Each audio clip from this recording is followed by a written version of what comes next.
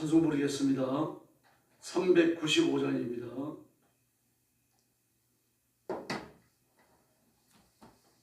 찬송가 395장 부르겠습니다.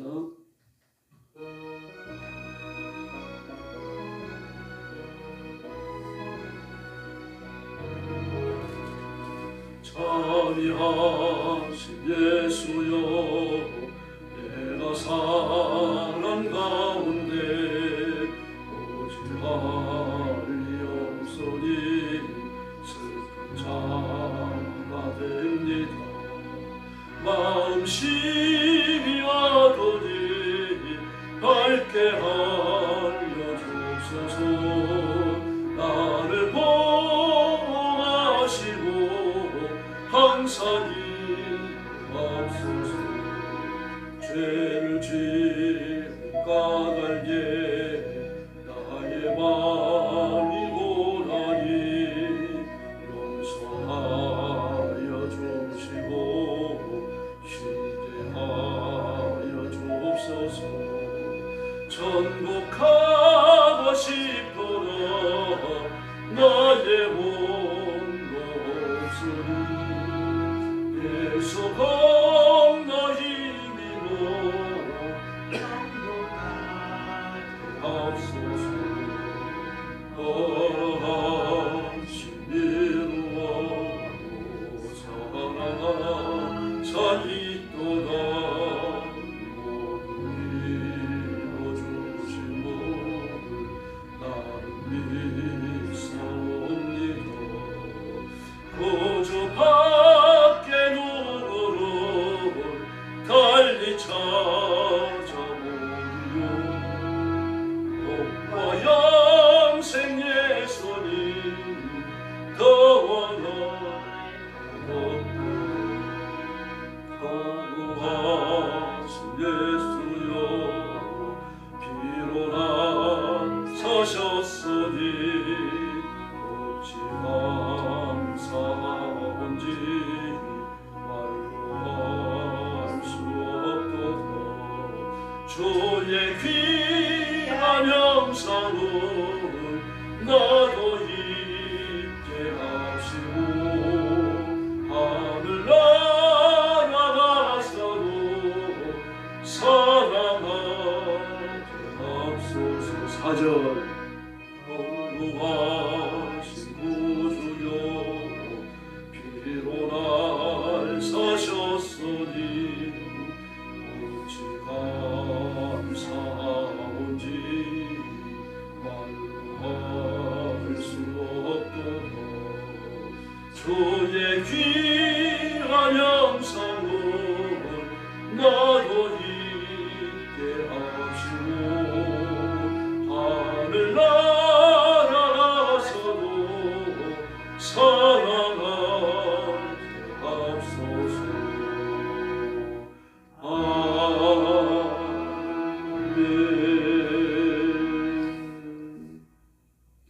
397장 부르겠습니다. 397장입니다.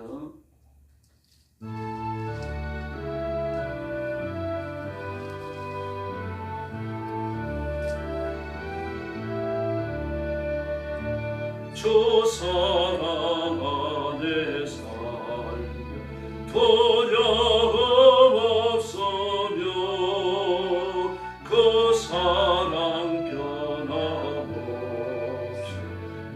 마음 편하다. 저 폭풍 몰아쳐서 내 마음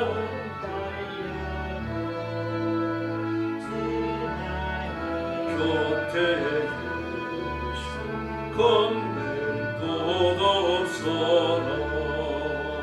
주 나의 목자신 부족함 없으며 주 인도하는데 따라가리라. 고지에 나를 깨쳐 내 앞길 밝히니 나 주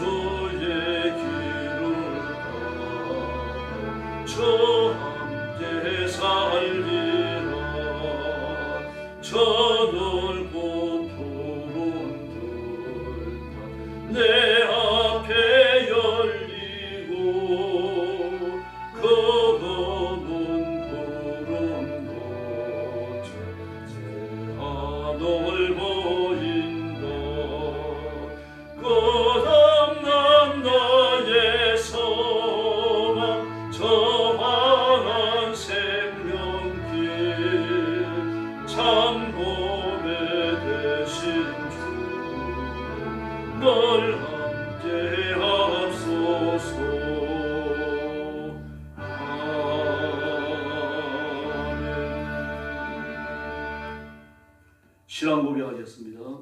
나는 전능하신 아버지 하나님 천지의 창조주를 믿습니다. 나는 그의 유일하신 아들 우리 주 예수 그리스도를 믿습니다. 그는 성령으로 잉태되어 동정녀 마리아에게서 나시고 본디오 빌라도에게 고난을 받아 십자가에 못 박혀 죽으시고 장사된 지 사흘 만에 죽은 자 가운데서 다시 살아나셨으며 하늘에 오르시어 전능하신 아버지 하나님 우편에 앉아 계시다가 거기로부터 살아있는 자와 죽은 자를 심판하러 오십니다.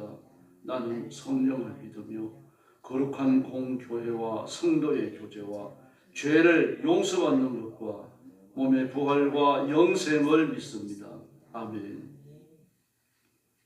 자비로우신 아버지 감사합니다. 이 거룩한 자리에 저희들을 부르시고 엎드려 하나님 앞에 경배와 찬양을 바치며 영광 돌리게 해주시니 감사합니다.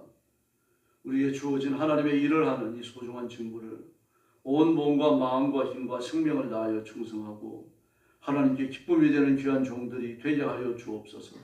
잠자는 성도들 다 일깨워 주시고 깨어 일어나 하나님 앞에 예배하며 기도하는 데 참여하도록 하나님 복을 내려 주시옵소서. 오늘도 땅 끝까지 이르러 복음 전하는 사랑하는 선교사님들, 주의 종들, 성도들을 기억하시고 때를 따라 돕는 은혜를 주시며 선교의 현장마다 하나님의 기적을 허락해 주시옵소서. 오늘 아침도 큰 은혜 주시기 원하오며 예수님의 이름으로 간절히 기도 올리옵나이다. 아멘. 하나님 말씀 봉독하겠습니다. 출애굽기 19장입니다.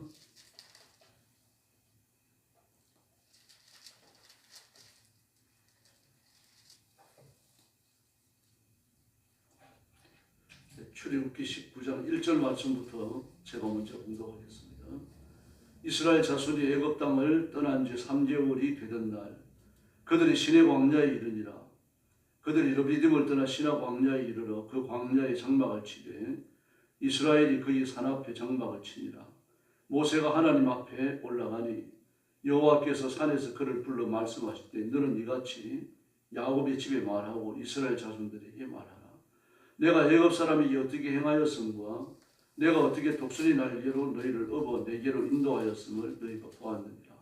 세계가 다 내게 속하였나니 너희가 내 말을 잘 듣고 내 언약을 지키면 너희는 모든 민족 중에서 내 소유가 되겠고 너희가 내게 대하여 제사장 나라가 되며 거룩한 백성이 되리라.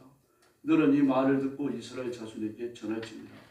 모세가 내려와서 백성의 장로들을 불러 여호와께서 자기에게 명하신 그 모든 말씀을 그들 앞에서 진술하니 백성이 일제히 응답하여 이르되 여호와께서 명령하신 대로 우리가 다 행하리이다.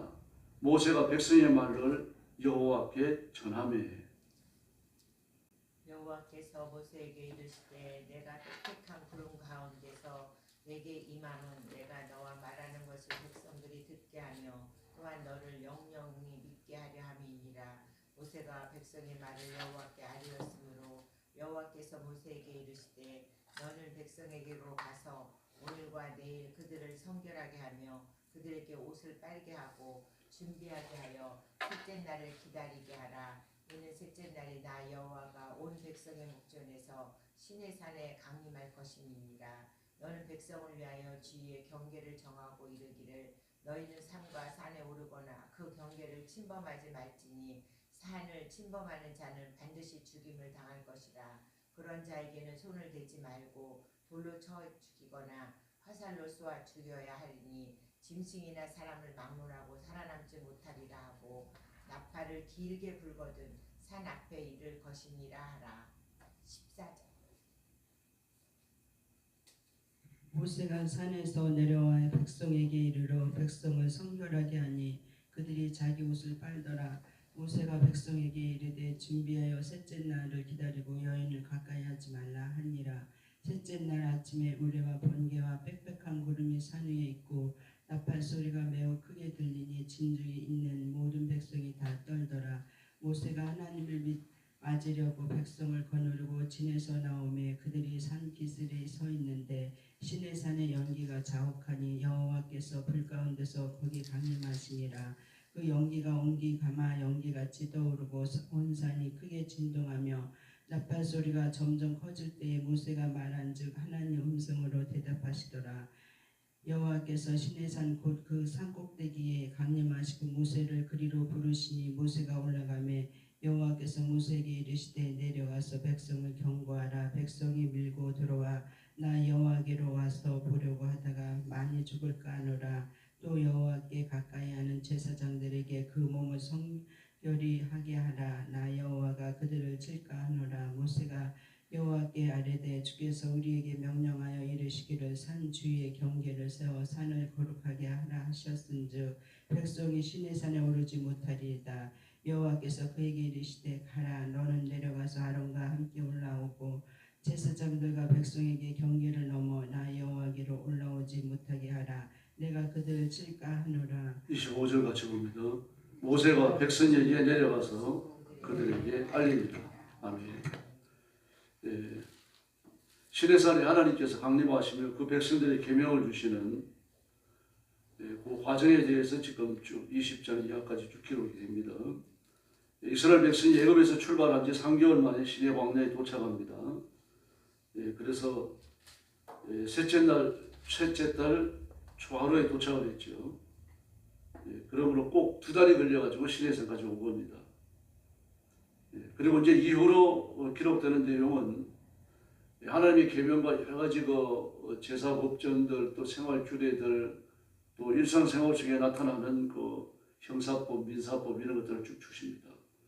그리고 출애굽기 19장부터 40장까지 또 레위기 민수기의 중요한 내용들이 시내산 주변을 두고서 활동이 이루어지게 됩니다. 그러므로 이 시내산 오늘 여기 나와 있는 시내산 여기가 앞으로 이루어질 민수기까지의 중요한 활동 배경이 되어지고 있는 거죠. 그래서 하나님은 산에서 모세에게 율법과 구속받은 백성들이 지켜야 할 다양한 예배 규정 그리고 생활 법규들을 허락해 주십니다. 이스라엘 백성과 하나님을 연결짓는 연결고리는 언약입니다. 딴 게 아니고요. 하나님은 그 백성들을 부르신 백성들이 하나님의 것이 되었기 때문에 그 백성들이 하나님을 섬기는 예법을 허락해 주십니다. 그리고 이스라엘 백성들은 하나님을 섬기는 예법을 통해서 하나님께 나가는 거죠. 하나님께 예배를 드리는 예배 법률들, 하나님의 백성이니까 지켜야 될 생활 법률들, 다양한 법들을 주십니다.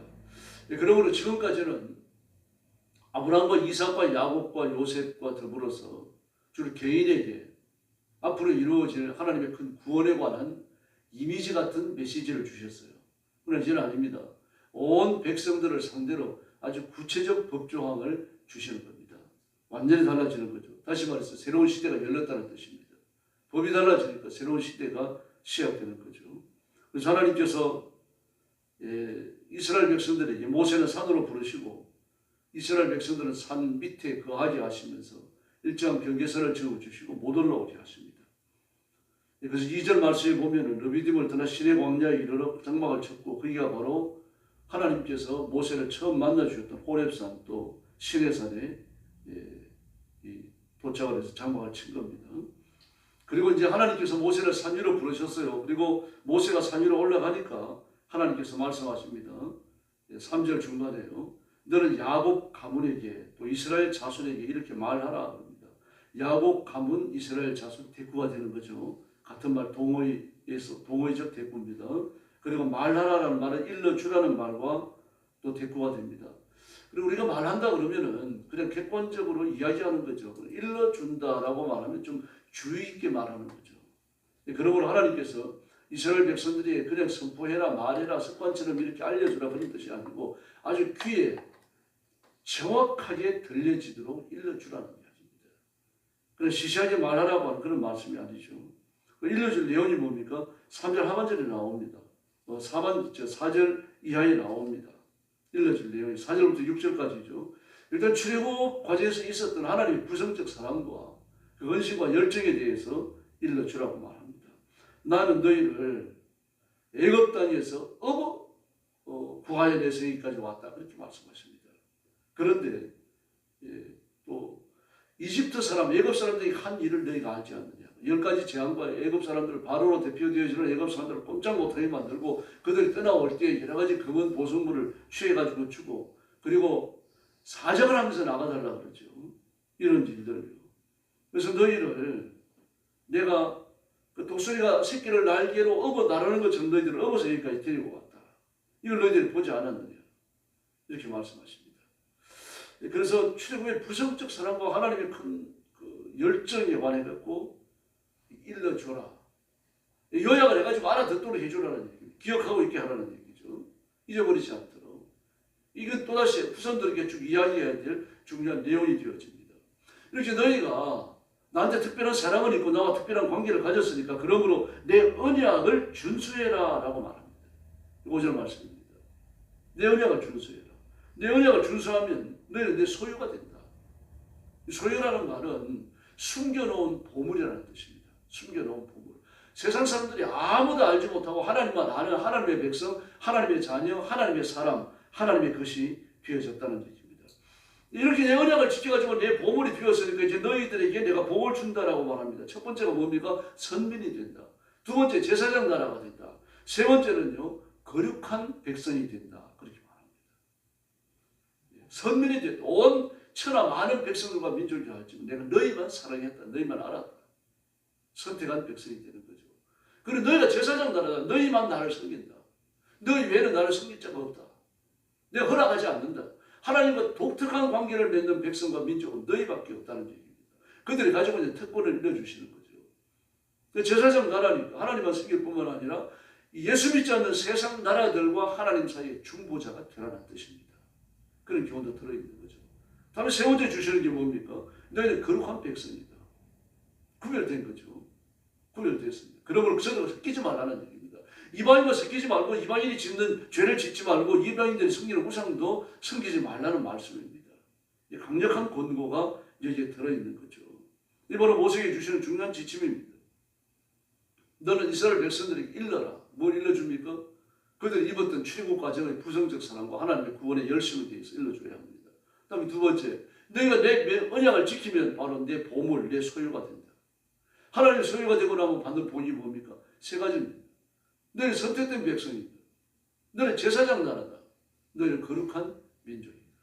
이 복을 우리가 이미 누리고 있는 줄로 믿습니다. 그래서 하나님께서 이 세 가지 일러준 다음에 그 다음에 모세가 돌아와서 백성의 장로들을 불러 모았어요. 불러 모아가지고 그 4절부터 6절까지 주셨던 하나님의 말씀을 그대로 일러줍니다. 그대로 일러주니까 8절에 뭐라 그럽니까? 모든 백성이 그래요. 모든 백성이. 모든 백성이 다 함께. 만약에 출애굽이 싫으면요. 다시 애굽으로 돌아가고 싶으면 여기에서 노하고 돌아가야 됩니다. 못 돌아가죠. 혼혈에 빠져 죽든지 하나님의 저주받아 죽든지 그게 밖에 없어요. 나오지 말았어야 되는 겁니다. 애초에 혼혈 건너지 말았어야 되는데 건너놓고는 되돌아갈 방법이 없는 겁니다. 지금. 근데 그들이 끝까지 노라고 말하죠. 하나님 앞에 패망합니다. 40년을 걸쳐가지고 그들이 죽습니다. 비거지. 이 말씀 앞에 온 백성이 예 그랬습니다. 예스라고 말을 했어요. 모든 백성들이 다 함께. 주께서 말씀하신 걸 우리가 실천하겠습니다. 그래서 백성들이 대답한 것을 모세는 하나님 앞에 그대로 아뢰입니다. 8절 하반절에 나오잖아요. 백성이 한 말을 주께 그대로 말씀을 드리고 그들이 또 말을 합니다. 온 백성이 한 말을 주께 다시 아뢰었을 때라고 말하고 있어요. 두 번에 걸쳐가지고 백성들이 아멘이라고 했습니다. 백성들이 또 아멘이라고 했습니다. 이렇게 얘기하는 겁니다. 그런 다음에 하나님께서 내가 시내산에 강림할 것이다. 그럼 너를 불러가지고 구름 가운데서 너와 대화를 하는데 이거는 온 백성들이 네가 내 존이며 내가 너를 백성들에게 보냈다는 사실을 믿게 하기 위함이다. 이게 뭘 말합니까? 백성들이 반역할 것을 알고 계신다는 얘기예요. 이게 만약에 백성들이 철저하게 믿고 있다고 하면 이 모세가 하나님의 존이요 하나님의 파송자요 모세는 하나님 앞에 선택된 이스라엘 백성과 하나님 사이의 중보자라는 것을 알고 있다고 하신다면 이런 말씀을 하실 필요가 없는 거죠. 그 모세가 그 의도를 아니까 뭐라고 말합니까? 하나님 모든 백성들이 아멘이라고 했습니다. 이 말을 또 하는 거예요 지금요. 모세가 염려스러운 겁니다 지금. 그 백성들이 반역할 것을 하나님께서 미리 아시고 이 말씀을 하시는 게 염려스러운 거죠. 그 모세가 대단히 똑똑한 사람이에요. 성령의 지혜를 주셨기도 하지만 하나님의 말씀을 다 알아듣는 겁니다. 지금 숨겨진 의도까지 지금 파악을 하고 있는 거죠. 그리고 하나님께서 모세에게 명령하십니다. 하나님이 시내산에 강림하셔야 되잖아요. 내가 시내산에 강림하는데 짙은 구름 속에 나타날 것이다. 그런데 이 백성들이 나를 보고 내 음성을 듣고 그리고 온 영광의 형상 속에 그들이 들어오게 되는데 그들이 준비할 게 있다. 첫째 날과 둘째 날에 걸쳐가지고 옷을 빨고 목욕을 하고 깨끗하게 해라. 그리고 모세가 가가지고 또 뭐라고 말씀합니까? 이스라엘 백성들을 이야기하면서 여자로 인하여 자신을 더럽히지 말라라고 말을 합니다. 그리고 하나님이 세 가지 말씀을 주셨던 거죠. 목욕을 해라. 옷을 빨아라. 그리고 여자를 가까이 하지 말아라. 좀 이상하잖아요. 왜 여자를 가까이 하지 말라고 말합니까? 여자를 부정하다고 본 겁니다. 지금. 창세기 3장에서 앞장서가지고 창조적 본분을 버렸죠. 돕는 배필입니다. 아담을 돕는 배필인데 그 아담이 열매를 따먹지 말라고 분명히 이야기를 했습니다. 한두 번 말한 거야 아닐 거예요. 근데 그 말을 어기고 스스로 자책해가지고 열매를 따먹었죠. 아담을 설득해서 열매를 따먹는데 참여시켰죠. 범죄의 주역자가 된 겁니다. 하나님 이 사실을 지금 기억하게 하시는 거죠. 그래서 유대인들은 여자와 같이 있으면 부정해진다라고 생각을 한 겁니다. 가족이 농사를 짓더라도 여자도 나와서 농사일을 해요. 하지만 여자들이 일할 때는 남자가 자리를 피합니다. 남자가 일할 때는 여자들이 집안으로 들어가요. 그래서 이 말씀을 주시는 겁니다. 지금요. 셋째 날 맞을 준비를 하고 남자들은 여자를 가까이 하지 말라 15절에 당부를 하죠. 이 말씀을 하나님 첫 번째는 이 말씀을 안 한 걸로 되어 있는데 안 하신 게 아니죠. 기록을 생략했을 뿐입니다. 근데 셋째 날 이렇게 준비를 하고 내려가서 경계선을 정하라. 누구든지 산에 오르지 말라. 만약에 이 경고를 어기고 산에 오르는 자가 있다면 너는 그를 사형시켜야 한다. 그러나 손을 대서 사형을 시켜서는 안 되고 돌로 치든지 화를 쏘아라. 왜 그렇습니까? 그 하나님이 거룩한 것에 참여함으로 그는 이미 하나님의 저주를 받은 거거든요. 죄 있는 자로서 하나님이 거룩함을 침범했으니까 하나님이 그를 심판하신 거예요. 심판하셨으니까 그를 손대지 말라는 얘기입니다. 하나님의 심판, 하나님의 저주가 임해가지고 죽은 자를 그가 만지면은 같이 부정해지는 겁니다. 그래서 화를 쏘라고 말씀하시는 거죠. 돌을 던지라고 말씀을 하십니다. 모세가 다시 내려갑니다. 내려가서 이스라엘 백성들을 성결케하고 옷을 빨아 입고 목욕을 하고 여자를 가까이 하지 아니하고 셋째 날 아침이 됩니다. 그랬더니 막 번개가 치고 천둥 소리가 나고 짙은 구름이 온 산을 뒤덮고요. 마침내 사양 뿔소리가 우렁차게 울려 퍼집니다. 그때 백성들이 진에서 두려워 떨었다라고 말합니다. 16절에서요. 하나님이 인재의 면제나 빙하에 얼마나 유약한 존재인지를 지금 보여주는 겁니다. 하나님 나타나시고 말 한마디 하지 않으셨어요. 지금 나셨는데 그러면은 천국의 영화로움이냐? 천국의 영화로움이 왔는데 천국의 영화로움에 1억분의 1도 안 됩니다. 눈썹 한 가닥만큼도 안 되게 나타났을 뿐이에요. 그런데도 지금 이렇게 두려움에 떨고 죽을까봐 무서워하고 있는 겁니다. 그래서 모세는 하나님, 백성이 하나님을 만날 수 있도록 신에서 그들을 데리고 나서 산기슭에 전부 둘러세웠습니다.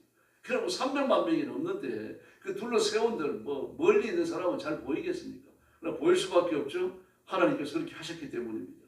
보이도록 하신 거예요. 그때 시내산에는 여호와 하나님께서 불 가운데 임하십니다. 이 불 가운데라고 하는 것은 타오르는 횃불을 말하는 게 아니고 이미 그 구름 연기가 자욱히 임해 있잖아요. 그게 쉐키나입니다. 쉐키나 영광의 구름 그 속에 불이 번쩍거리는 거예요. 타오르는 불과 번쩍거리는 광채가 이미 그 안에 충만히 있는 겁니다. 그 중에 하나님이 임하신 겁니다. 근데 그 연기가 얼마나 자욱했는지 빛나는 연기입니다. 그냥 이렇게 불을 떼갖고 나오는 그런 연기가 아니고 연기의 양은 가마 이 도가니 말입니다. 그 철로지는 거 있잖아요. 거기에서 나오는 것이 자욱하게 나오고 말입니다. 온 산이 진동을 합니다. 그리고 나팔소리가 점점 커지는 겁니다. 그리고 모세가 하나님께 아뢰입니다. 그리고 하나님은 그에게 음성으로 대답을 하십니다. 그리고 모세를 20절 말씀, 21절 말씀에 보니까 20절 하반절에 보니까 모세를 그 산꼭대기로 부르시고 모세가 올라가는 겁니다. 모세는 이스라엘 백성들을 전부 산 밑에 불러세우고 경계선을 선탕하며 못 올라오지 만들고 자기는 경계선 위로 올라간 거죠. 그러니까 하나님이 그 찬란한 영광과 광채와 위엄과 그 권능 속에 임하셔갖고 모세를 불러 올리시고 산꼭대기로 지금 상관입니다. 그 산꼭대기로 올라갑니다. 그러면서 너는 내려가서 백성들에게 다시 말해라.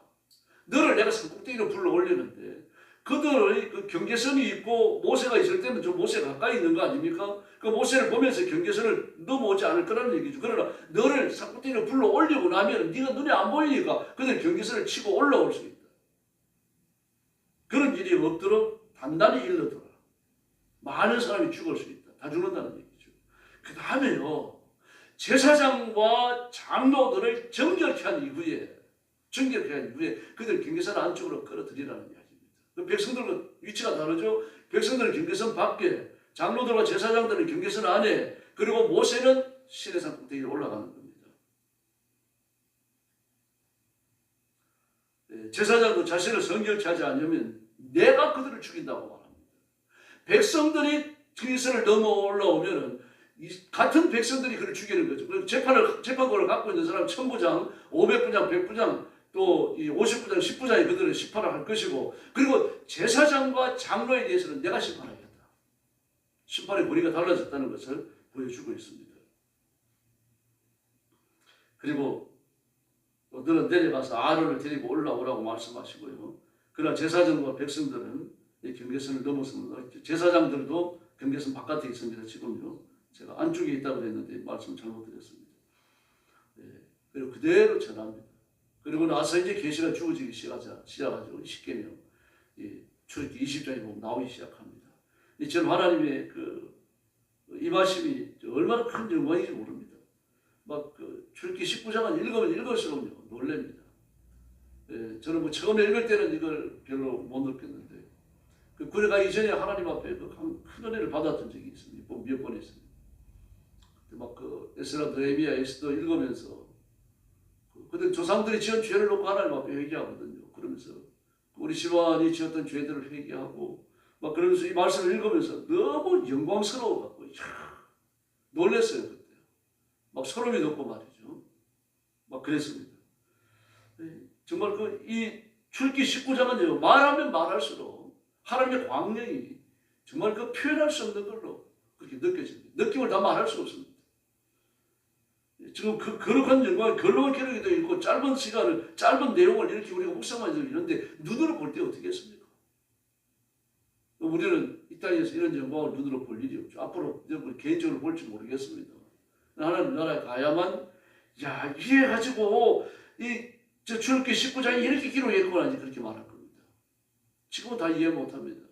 그저 느끼고 있을 뿐이죠. 오늘 저녁 엎드려 기도하시면서 우리가 이 은혜를 이미 받았다는 사실을 믿고 하나님 앞에 기도하시기를 바랍니다. 이미 우리가 걸어간 경계선 안으로 들어왔죠. 예수님의 이름 때문입니다. 경계선 밖에 있는 게 아닙니다. 우리는요. 경계선 안에 들어왔죠. 예수님이 요한복음에서 말씀하시잖아요. 아버지께서 내가 아버지 안에 계시는 것처럼 저들도 우리 안에 있게 하사라고 말씀을 하시지 않습니까? 경계선 안으로 들어와서 예수님과 하나가 되고 하나님과 하나가 되고 성령님과 하나가 된 줄 믿습니다. 그러므로 구약의 출애굽기 19장은요. 우리가 누리는 영적 영광에 대한 외부적인 표현에 불과한 겁니다. 그는 아직 육신의 한계를 갖고 있죠. 이걸 뛰어넘는 영광스러움은 천국에 가야 봅니다. 그래서 이 영광스러움이 주어졌음을 깨닫고 주의 이름을 힘있게 붙들고 마음껏 부르짖고 기도하십시다. 그래서 부르신 하나님께서 모세에게 언약을 주시고 그 간구를 들으시고 하나님께서 기적 속에 이스라엘 백성을 인도하시는 것처럼 이보다 더 큰 능력과 권능으로 저와 성도들을 돌보시고 여러분에게 한없는 복을 주시는 귀한 새벽이 될 줄로 믿습니다. 기도하겠습니다. 자비하신 아버지 하나님 감사합니다. 오늘 아침도 저희들이 출애굽기 19장을 열고서 하나님의 능력과 권능과 권세 속에 이스라엘 백성들에게 임하시고 그들을 만나시며 복 주시는 것을 봅니다. 이미 예수님 안에서 저와 그리고 온 성도들이 삼위일체 하나님과 신령한 화합 하나가 됨을 이루었고 이미 그 안에 거하는 것을 진심으로 감사합니다.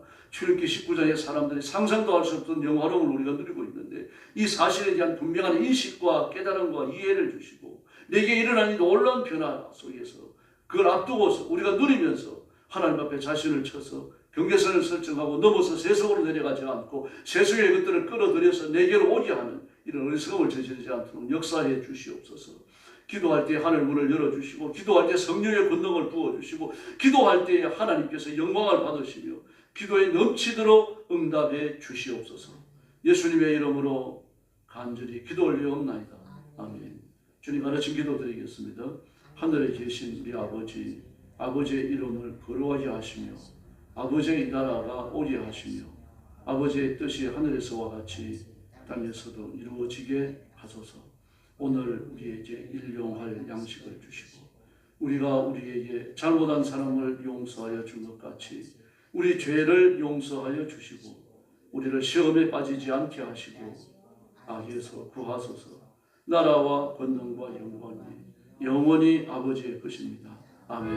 합심 기도하겠습니다. 자비하신 아버지 감사합니다. 오늘 아침도 주 앞에 은혜 강구하며 기도하며 하나님의 영광을 드리게 하시고 의의 손길에 붙들려 하나님께